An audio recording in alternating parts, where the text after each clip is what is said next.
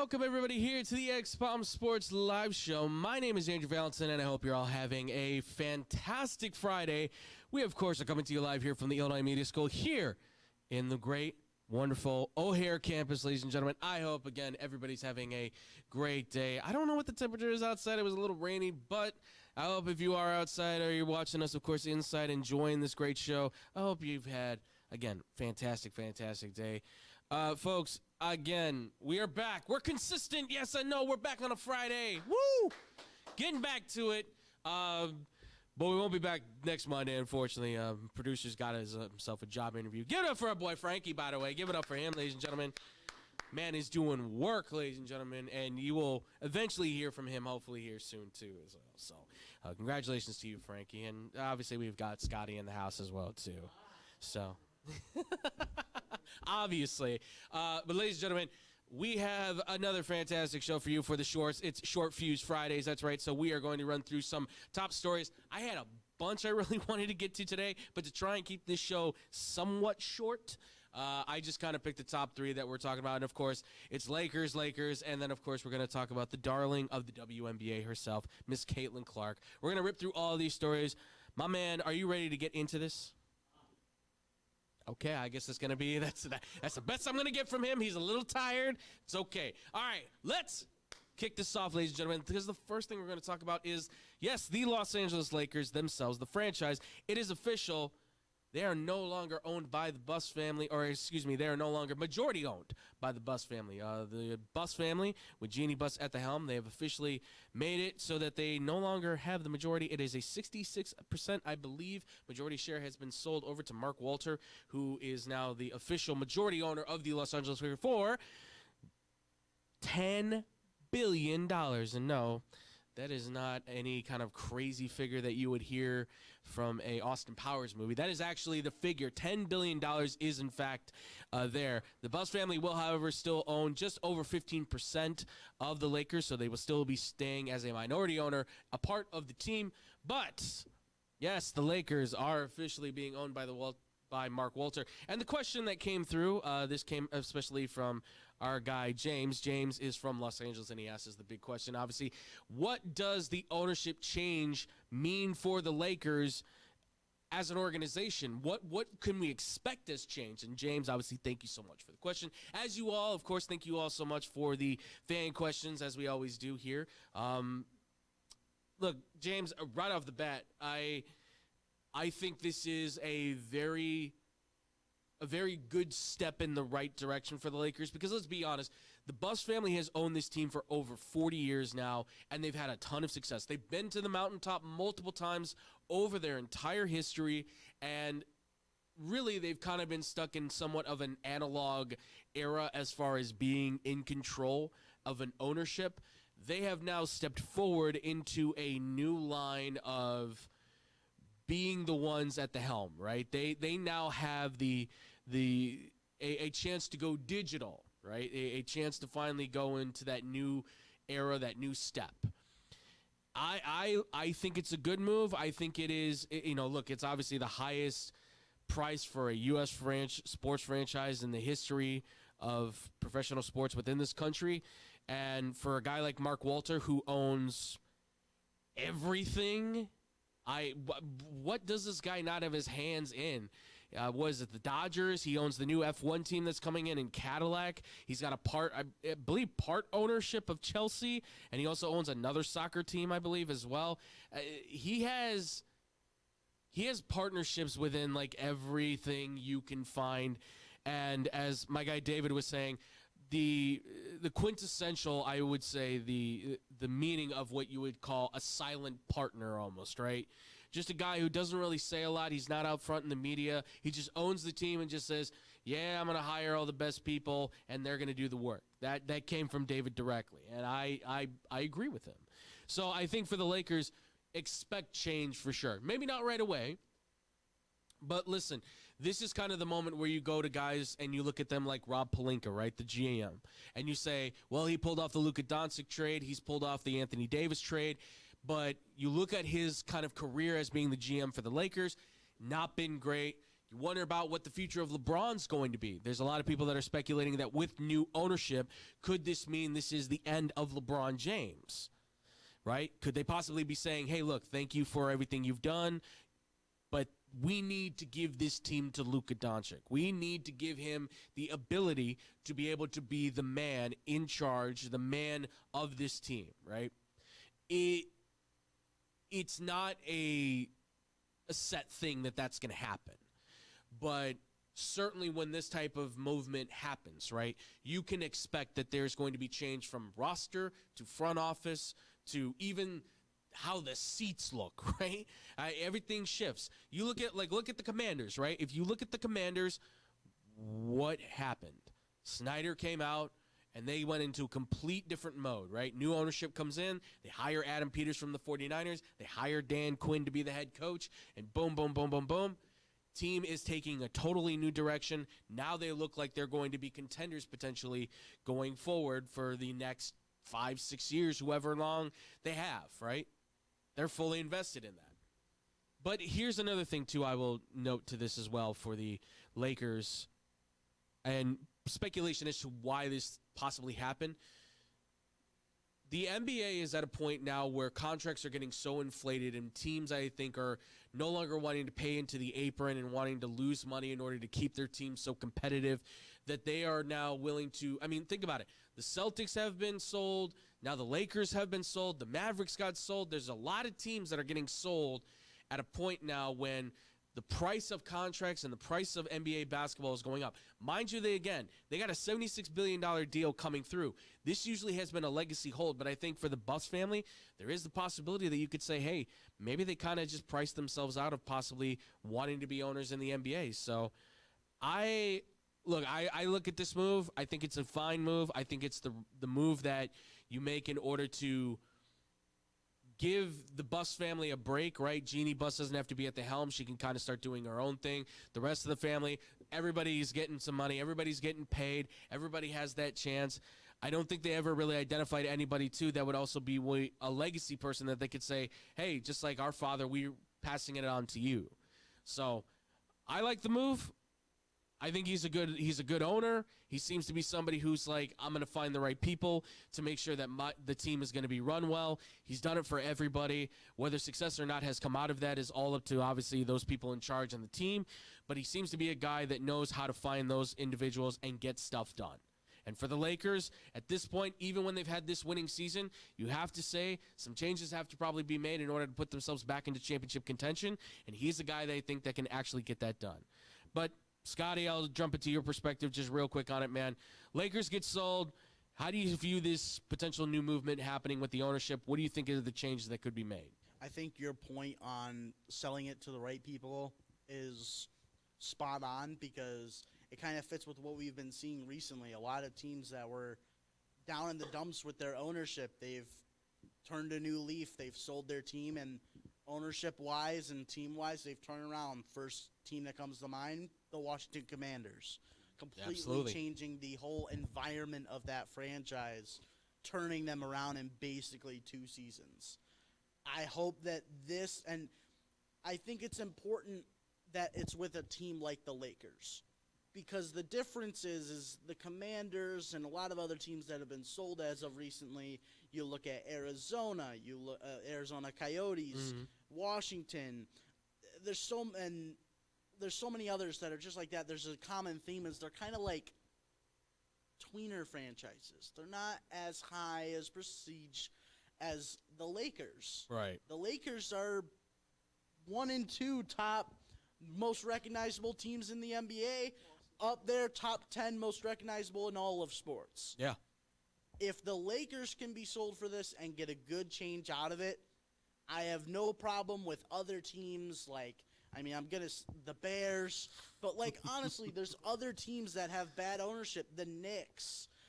You can even look, Rangers are kind of in that motif right now. Yeah. Bruins. You can look at baseball teams. Cub fans complain that their owner doesn't spend the money. Well, and I've made that statement. I still think it's Papa Ricketts that's controlled because it's his money. The Ricketts kids can't get to it just yet. that kind of deal. Just the fact that some other teams that are also as high as prestige as the Lakers can also get this kind of treatment. Mm-hmm. They sell the team to a decent owner, and they turn around the team and take them back to what they used to be. Yeah, absolutely. Well, listen, staying in the city of Chicago, right? Ishbia just bought into the White Sox to be, part of that, part of that controlling party, not the full controlling party, but he's bought just enough to put himself in that position where we could possibly see him. My guess is when Reinsdorf either says, I'm done with the White Sox, or, more unfortunate would be him passing on. Ishbia would be the guy who then buys the controlling majority, takes over the team, and then the feeling that has been out there is that the family would then take over the Bulls and all that stuff. But nevertheless, it's that kind of, the vibe is now getting out there that new owners are starting to step into the mold, take control, and starting to show an interest in wanting to take these teams to the next level. And perhaps maybe for the Bears, maybe there is interest from the current ownership to possibly want to take it to the future, put them in a actual time era they are. Maybe I'm wrong with that. Maybe George actually does want to stay with the Bears and make them what they can be in the modern era. I don't know, because he's hard. It's a hard man to read if he has interest in that. But all the same, for the Lakers, for any franchise out there, I think this is there is no better. If you have $1 billion franchise, there's no better time to start saying, should I put the for sale sign out there? Because apparently they're going for big. Like, let's not even forget, Michael Jordan sold the Charlotte Hornets. And what was it, $3.5 billion, $4 billion he got?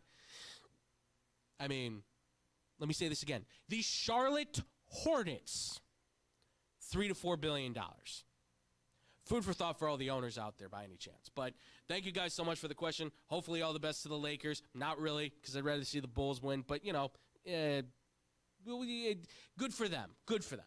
But speaking of the Lakers still, did you know that there was a man on the Lakers by the name of LeBron James? Did you know he has a I know. Did you know, by the way, too, gentlemen, he has a podcast?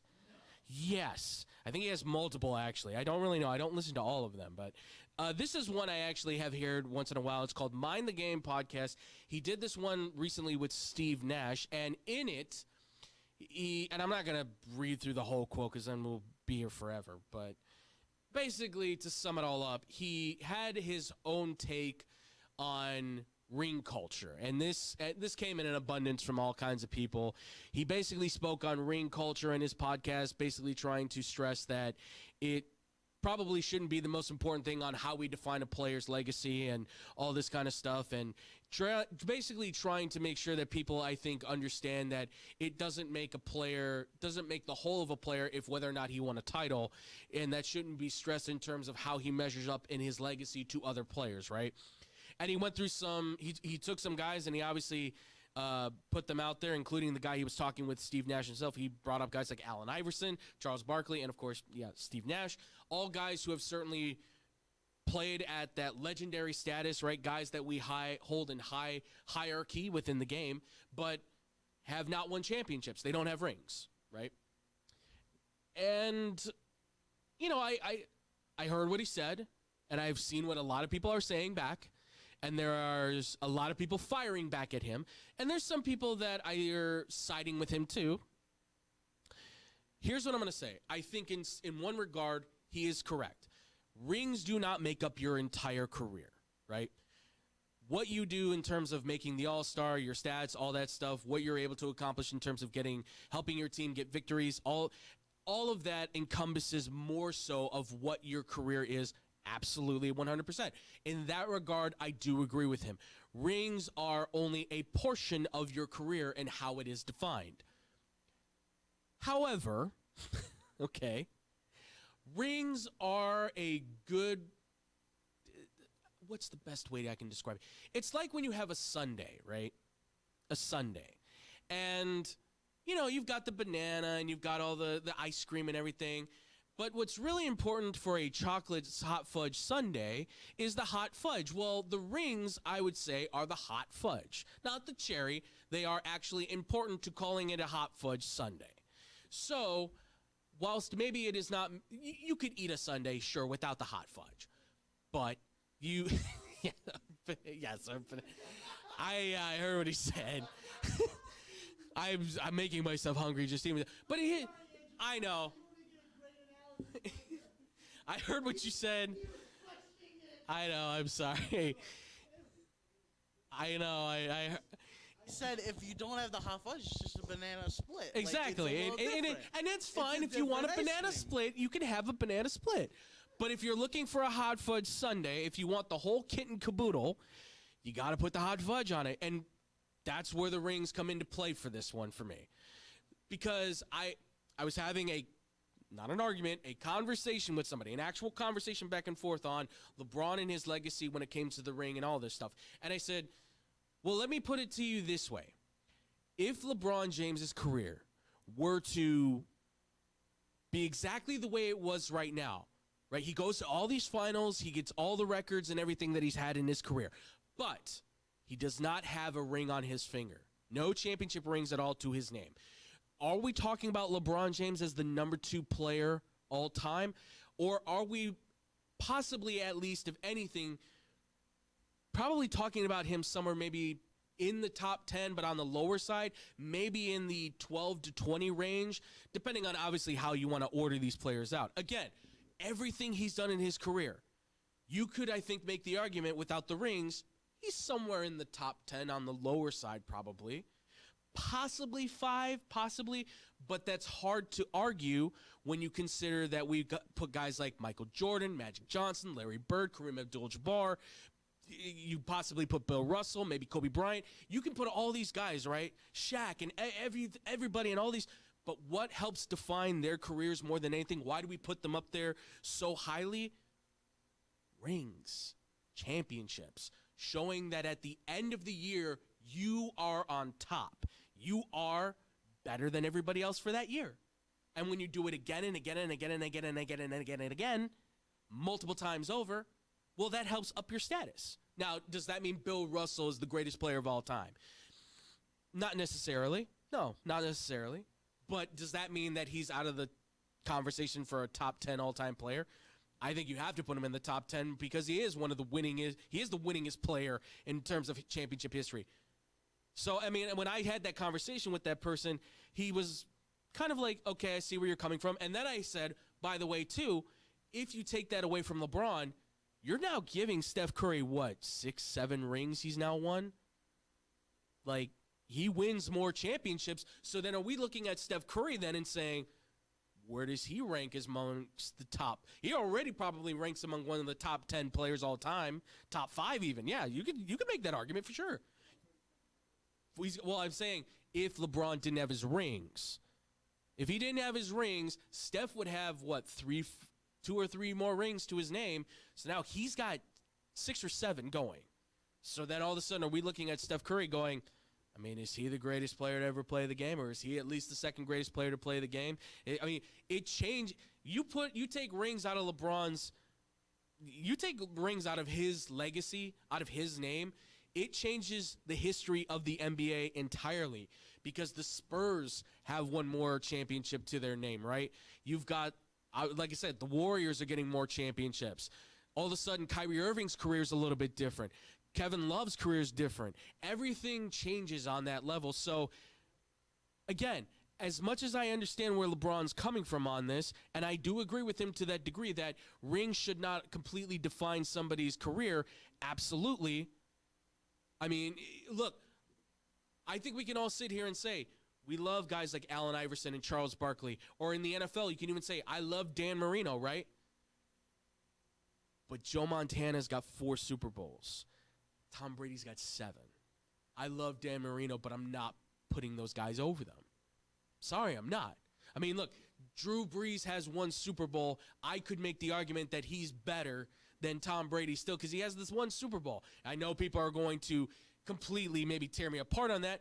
I just happen to love Drew Brees. Sorry, I'm a fan of a guy that's 5'11", 6 feet tall that can throw a ball so good. He's so good. But nevertheless, I'd put him in the top 5, top 10 conversation, and I'd probably put him over Marino. Why? He's got a Super Bowl. Yes, he doesn't have an MVP. Yeah, but still, you win a title, you were better than everybody else. MVP is great. All that stuff, fine, right? Because, I mean, listen, Aaron Rodgers has, what does he have, 4 MVPs, right? 4? He's got 4 MVPs, correct? 4 MVPs. He doesn't have that Super Bowl. Where are we talking about him in terms of quarterback? Maybe he's still top 10. Maybe he's still top 10. But without a Super Bowl ring, could he be in the top 5? Or would he even be in the top 10 without it even 2? Would he maybe slip down? That's the conversation that I think happens when you don't have rings. When you don't have championships, it kind of forces us to have the discussion on going, well, how good is he, right? Hakeem Olajuwon doesn't have his back-to-back rings in Houston. What is his legacy, right? You can say that for a lot of guys. It doesn't define you as a legend always when you win a bunch of, because Robert Horry is probably not going to go to the Hall of Fame for all the rings that he's been to accumulate, right? But rings do count for some part in the conversation no matter what. So, I mean, Scotty, toss it to you, man. I mean, your thoughts on what LeBron said real quick. I mean, what do you take away from what he had to say about, I'm sure you heard the quote, so I want to know what your take was. I mean, he's kind of right. Like, I agree with you. Like, if we were to base it off of just rings, Bill Russell's the best NBA player of all time. Charles Haley's the best NFL player of all time. And Henri Richard's the best hockey player of all time. Yes. But they're not. Because, yes, rings matter, but they don't tell the whole story. So I get where he's coming from with that. But at the same time, you have to have that they matter so much that it separates people from other people. I mean, yes, Steve Nash, right, could have been probably the best point guard of all time.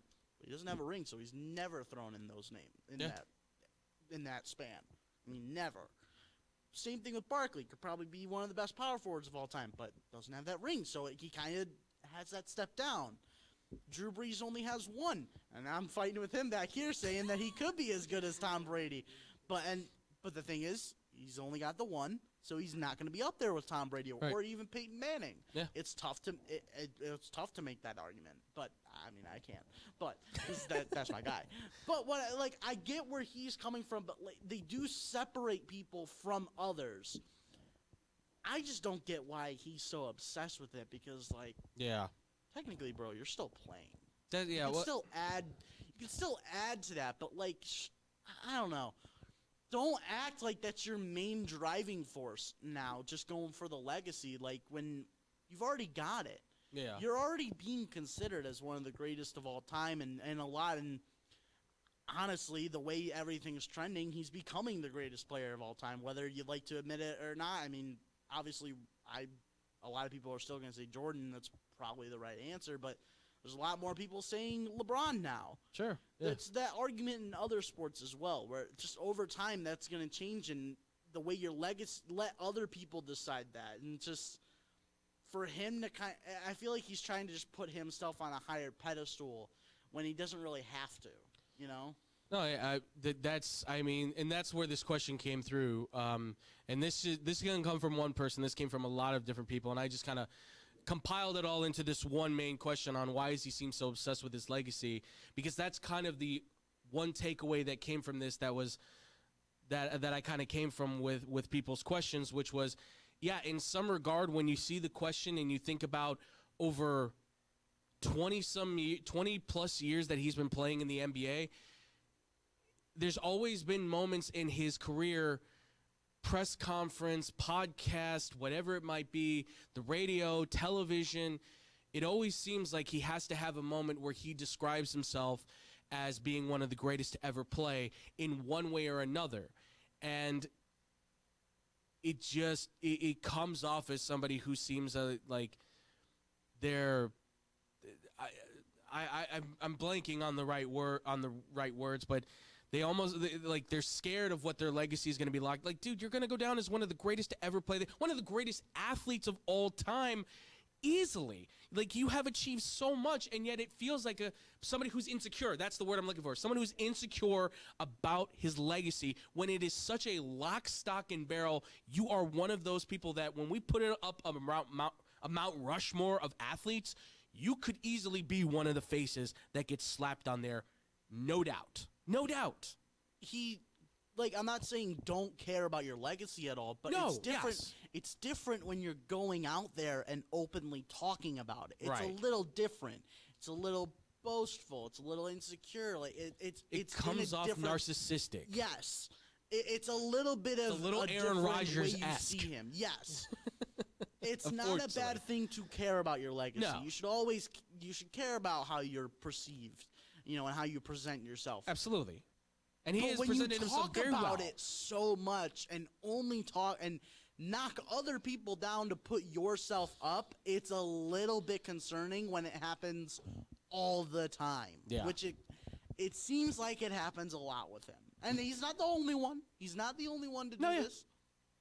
But just He seems to do it the most, though. he seems to do it the most. And then it's just an odd behavior for somebody who is just one of the top guys in his sport, one of the top guys in athletics, I think, all time. It's just it is a weird situation to hear this. Like, it's like, again, really, we're doing this again. But again, I think he's got a point. I think he's trying to say something that's not really maybe related to him, but because it's him, it comes off as like, why, woe is me? Why am I so disrespected? When I don't think you're disrespected, amigo. I think you're just fine. For some reason, though, you feel like you're disrespected because we continue to have... Unfortunately, that conversation will never end until this world stops spinning, right? Robots will be talking about how you and Michael Jordan are comparative to each other way long when you guys are gone. That's just going to exist forever. Forever and ever and ever. When aliens come to this planet, they're going to watch your tapes and they're going to go, I think he's better. And they go, well, I think LeBron's better than Jordan. It's going to happen. The fact that they're talking about you that way too, by the way, you should be happy about. Because that keeps your legacy and your notoriety alive. When they stop talking about you, that's the problem. That might be more the issue. But the fact that they continue to... The fact that we keep talking about you should say just how much you are respected. Seriously. I may not like you as a player. I'm not the fan necessarily. I envy you as the player. I respect you deeply as the human being that gives to charities and all this stuff. This side, though, I always count and say is the celebrity that I think just cares so much for his star status that this has to come out in some way. If you put this more to the side and let yourself be more of the person and the player and finish out your career and retire, dude, I'm going to tell you right now, your final tour is probably going to be fantastic. If you just allow yourself to enjoy it and not worry about these small things, you're going to be amazed at how many people love, care, and support you, whether they said they liked you or they hated you, whether they supported you or Michael, whatever the case is, you'll be amazed. Something to think about, LeBron. Keep it in your mind. Thank you so much for the question, guys. We appreciate it. All right, and finally, this is the final one. As you guys all know, there's a league out there by the WNBA that we've talked a lot about, certainly over the last year or so in the show. And a certain young woman who has certainly taken the league by storm in so many ways, and that is Miss Caitlin Clark. She is playing for the Indiana Fever. She has herself a fantastic rookie season. She's going into her second year. She's looking, once again, one of the best, if not the best player in the league yet again. And this past week, they played the Connecticut Sun, and apparently it got a little chippy. Actually, it turned into a fight. It was a fight. It was a brawl. It was the first brawl I think I've seen in the WNBA in a long time. Caitlin Clark was kind of taking some shots, but she was hitting her shots. Then at some point, I think she took a hand to the eye or something like that, followed by then what I would have to call an absolutely egregious body block attack. I don't even know what you would call that. Just leveled her to the ground, which then after that, Sophia Cunningham, the warrior goddess herself, I have to say. By the way, tall, extremely talented, and also apparently has some background in a black belt, I guess, too. she just says, the hell with it, I'm being the enforcer. And after taking out, I believe it was the point guard for the Sun, Sheldon, I think it was, she just absolutely goes, oh yeah, and then I'll fight all three of you too. Like, unbelievable stuff. And the question that I got asked here was, this came from Amara, who is she's an avid watcher of the WNBA. She's actually has a daughter who's playing basketball who she's hoping at one point maybe can play. So we encourage you to continue to help your daughter get into the WNBA and let us know so we can follow her career thusly. But she was wondering if the WNBA is possibly at risk of damaging Caitlin Clark by this kind of stuff being allowed, which I don't know if anybody had seen. The coach of the Indiana Fever went out and basically kind of blasted the refs, saying they're not protecting her, they're not defending her, this was bad officiating. They initiated the fight by not helping her in any kind of way, not disallowing this. And look, the one thing I will say is that, the no publicity, any publicity is good publicity kind of thing with this. Kind of true, but I don't think this is the kind of thing that you really want for the WNBA more than anything else. But it is going to help and advance and enhance the eyeballs onto the league for sure. But I agree with you. You have, like the NBA, I think we can all agree, certainly did with Michael Jordan, you have to protect your stars. You have, especially for this league. She brought in, what was it, over $800 million in revenue for a league that has been losing money left and right, hand over foot, and having the NBA kind of be, what helps carry it. And she comes in, they have an immense rocket in viewership, in revenue, and all of a sudden they have a potential $2.2 billion TV rights deal sitting on the table that, from what I understand, that would up the average value of a contract in the WNBA from 5 to 6 figures. So why she is the target of hatred, I can only guess is still from some level of outrage and jealousy that there are women that believe that they should have been the ones maybe to have broken the barrier instead. But I don't know, it just feels, and I understand that there is a sense of like, well, no, we're building a rivalry, and obviously the Sun and the Fever kind of, I guess, have this little kind of like mix mash, and certainly Caitlin Clark didn't help any things by saying, I can do whatever I want. I saw the mouthing. I saw what she said. I give her props. Like, yeah, okay. Like, she knows she's a star. And by the way, she played like a star. She hit every big shot from three you could find. She did what Steph Curry does almost every night, okay? Absolutely amazing stuff. I mean, of course she needs to be protected. She is, by the way, the golden goose, and you're plucking away at her, killing her by taking out her feathers. She will no longer be your golden goose and can fly if she doesn't have them on her. Scotty, please. But can I throw out a question from the chat for you from our guy, Nick? Go for it. Is it the league's responsibility to protect Caitlin Clark, or is she supposed to be strong by herself? Like, is it up to the league to protect her, or does she got to stand up for herself? No, that's a fair... It shouldn't be up to the league. Yeah, no, that is a fair question. That is a fair question. I mean, look, I'm always going to be... There's a halfway point that you can find, I think. But if the league wants to grow its product, right?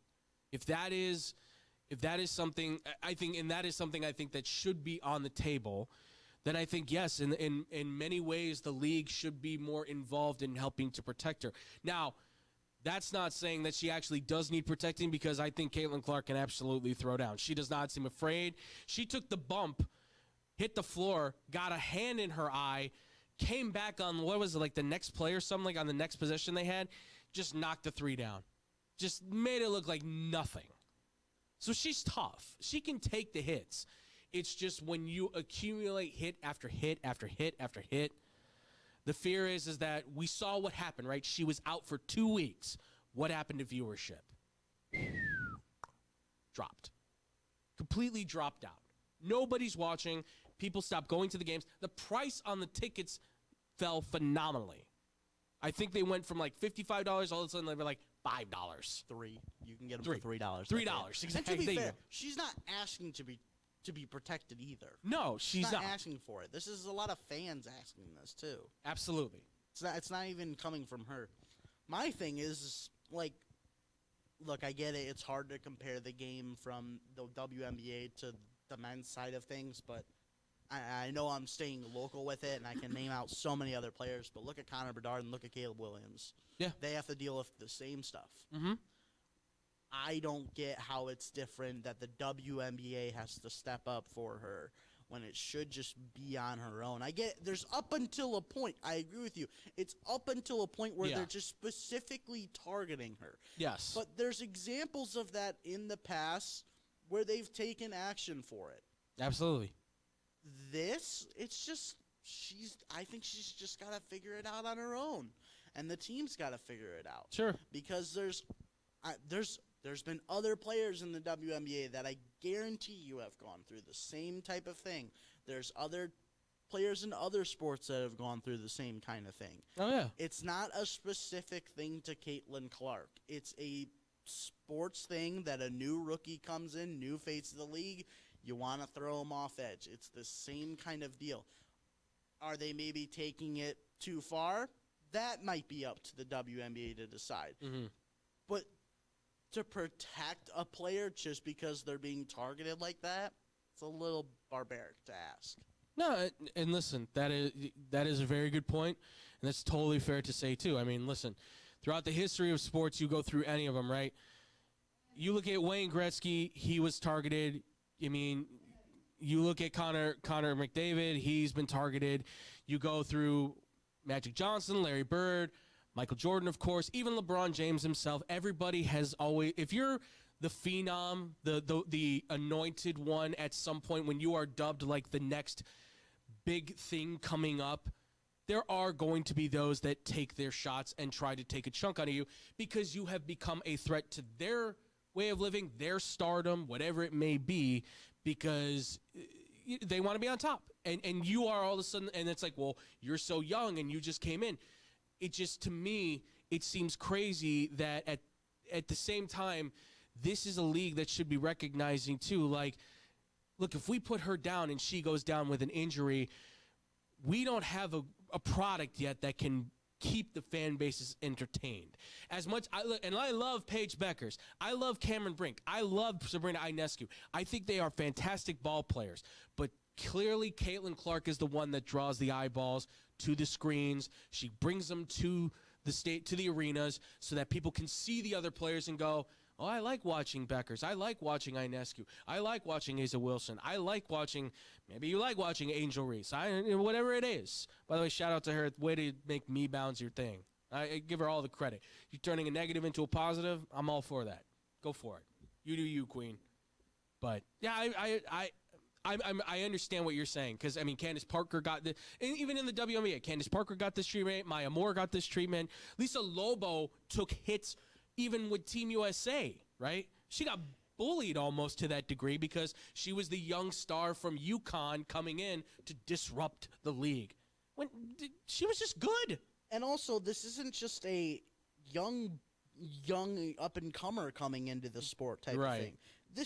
She's instantly one of the top players in the league, so you would need to shut her down, figure out a way to shut her down. You don't think teams are going out there trying to figure out ways how to stop LeBron anytime, or SGA, Halliburton, Curry. I mean, you can go baseball. What pitches do we got to throw to strike out Ohtani, Judge? How are we going to hit off, certain pitchers? You don't think that this is something that's different? And if they want to take it a different level, better than just how to stop them defensively and maybe cheat them out a little bit and get a little physical with it. I mean, geez, the Pistons were just throwing Jordan to the ground to try to stop him. Exactly. This isn't a brand new thing. No.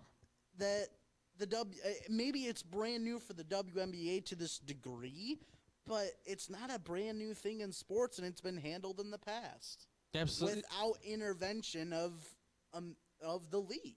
Yeah, absolutely. And listen, beyond even the WNBA in itself, she's one of the most popular names in basketball. She's one of the most popular athletes in the world right now.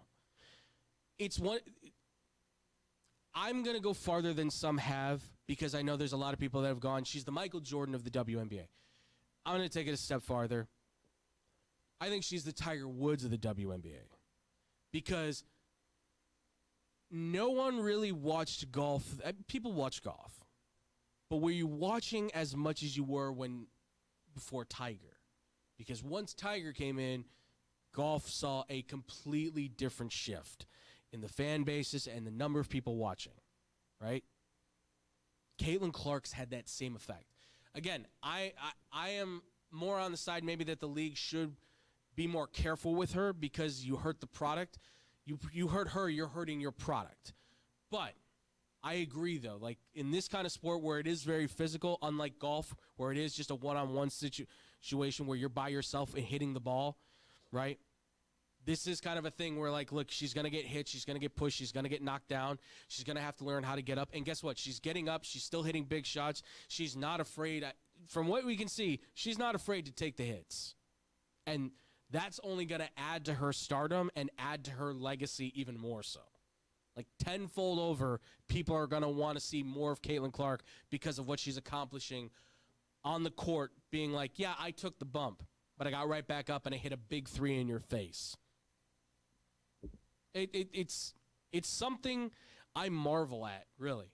It's something I marvel at. And to me, I think she can be that defining figure for a league that has been desperate to find a star or stars even to help finally launch itself off the ground and get into the atmosphere. And she, Caitlin Clark, has taken them past the atmosphere. They are in space, and they are going into different planets that they have never seen before and potentially could reach other galaxies like we've seen with NFL and NBA. Not maybe to that level, don't get me wrong, but finally can get them to a place where they are maybe financially capable and stable enough to stand on their own legs, to continue their expansion, to possibly have a movement of some sort of G League potentially, which I know a lot of people have talked about, to make sure there's more employment in the game, to make sure there's more women that are getting better chances in the game.